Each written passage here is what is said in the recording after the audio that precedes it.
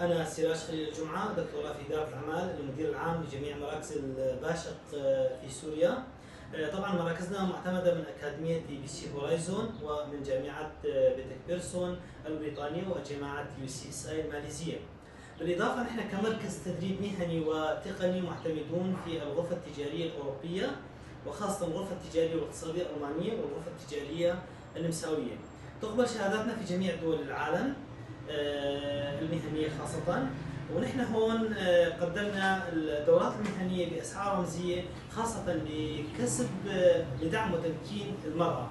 ومن هذه الدورات هي دورات الحلاقة النسائية والمكياج، ودورات التمريض، دورات الحاسوب ICDL، وكل ما يهم المرأة من دورات الحماية، دورات البرامج اللغوية العصبية، الدعم النفسي.